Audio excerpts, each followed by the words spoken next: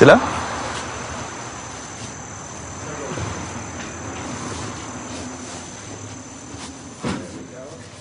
Hello. Hello, Mr. Krugman. Nice to meet you. I'm Luke. Luke Marriott. Yeah, I'm the journalist. Okay. This is Camille, cameraman. Hi, nice to meet you. Herb. This is Blaise. Blaise. I've thought about that a long time, too. I mean, the effect of TV on people. Because I have a little daughter, I watch my little daughter watching TV. And I'm always surprised at her eyes when she was watching TV. It's something like she's here, but she's not here. You know, and we start to film and to record and to look for articles and people which have studied that. And we found your name on the internet. So we put Herbert Krugman. Okay? Mm-hmm.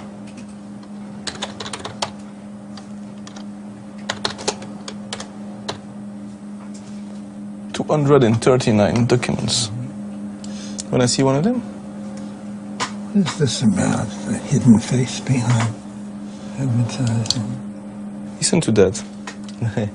The fact that TV is a source not actively or critically attended to was made dramatically evident in the late 1960s by an experiment that rocked the world of product advertising and forever changed the ways in which the television medium will be used.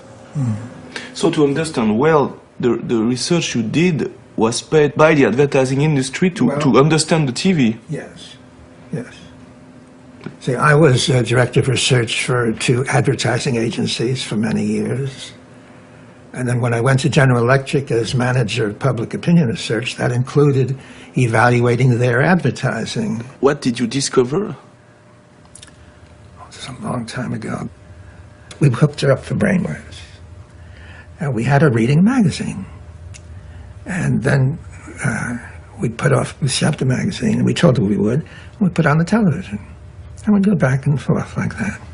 So she's reading magazines, and we switched to television right away. No more big waves, just tiny little waves. That right away tells you that whatever you have now, it's something less active. Print requires you to pay attention. You have to pay attention.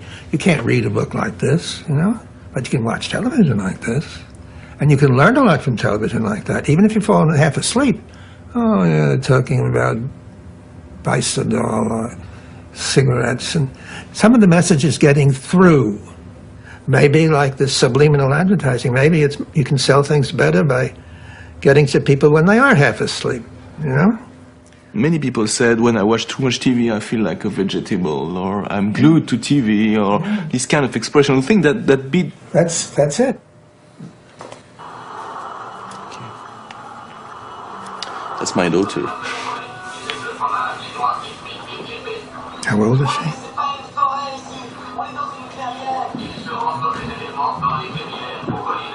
4 years old.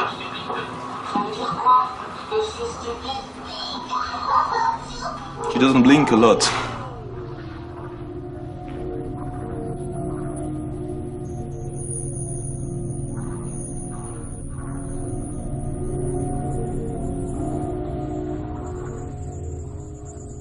You think that there is someone or some people we can meet in the advertising industry, or because we are in New York next week? All right. It could be interesting, I don't know. I don't know what the chances are of seeing people on the spur of a moment. Well, if you set it up, I'll come with you, all right?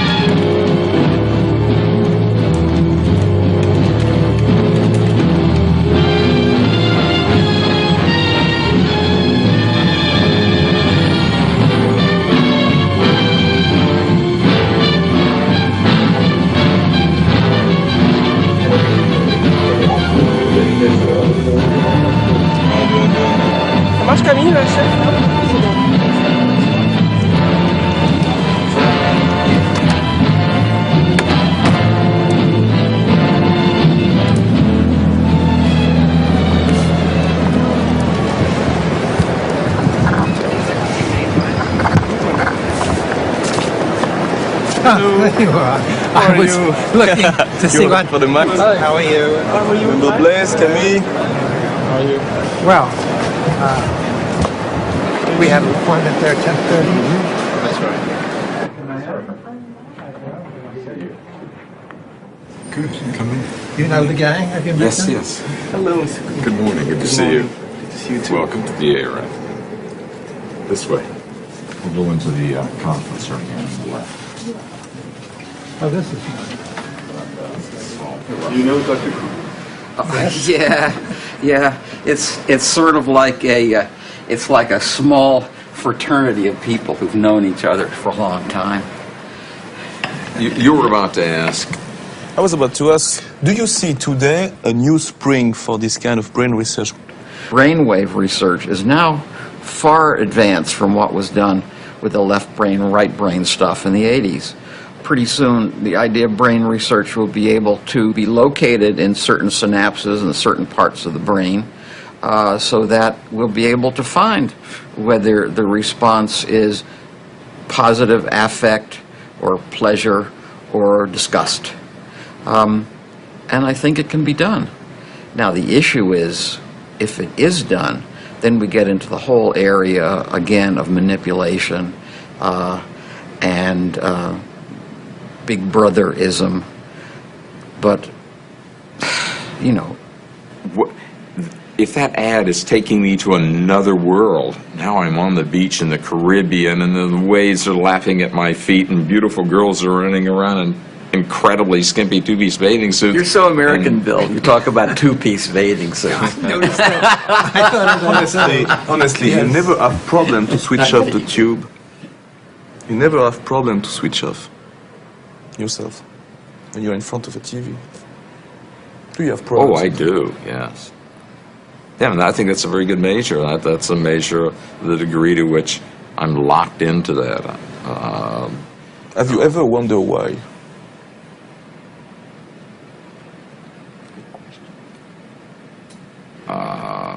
I've wondered if sometimes I say, wait, I'm doing this because I'm avoiding doing something that I don't want to do. to that degree, I've questioned why I'm engaged in the television. But sometimes you have nothing to do. I mean, it's noon. Oh, yeah. It's midnight. And you don't switch off the tube. Yeah. Is that the fact? Why do you think? What is all this Italian? I can only answer for myself. Yeah. That I'm not exactly mesmerized, but that somehow the energy to turn it off isn't there. So maybe when Herb talks about being passive, I'm actively resisting getting up and turning the damn Can we thing. say that it is a strong form of passivity? Yeah. Yes, very nice. Very nice. A strong form of passivity. So it's some kind of sleep. Awake, sleeping awake. Very nice.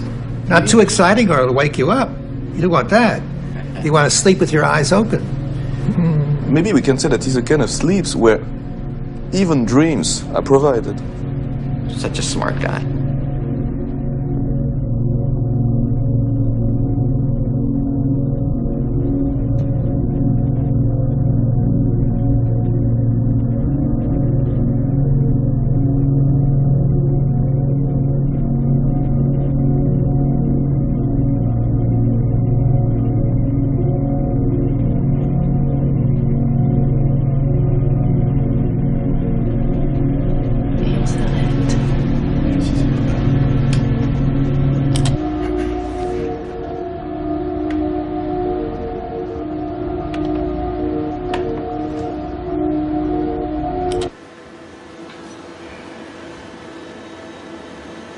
C'est toujours le même cirque alors quand t'arrêtes la télé.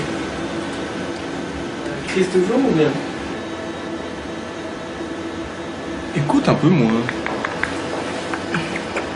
Un peu moins.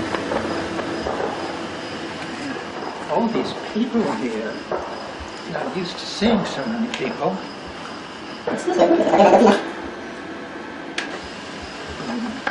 Oh, eating. Once we get inside, we mustn't shine any bright lights at him suddenly to scare him. It's not that muddy.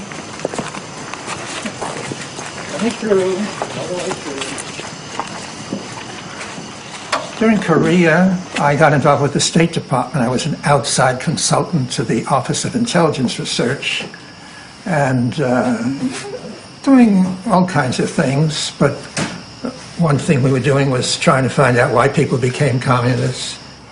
The American public got very excited, and advertising people, professional people, by what was known as brainwashing, which the Chinese used to do to our Korean prisoners.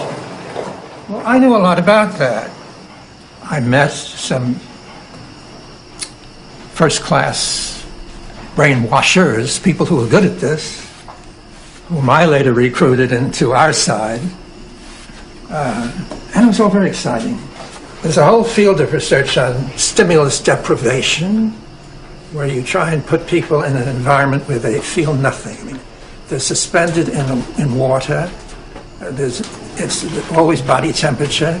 They're never touched. They never touch anything, and they're just sort of like that. But do you see any similarity between sensorial deprivation, brainwashing, and watching TV? Sure. The common thread is that there are human people involved. In other words, if you lose discipline over the body and allow it to completely relax, then the brain will play. When he gets into this state, his ideas go wild.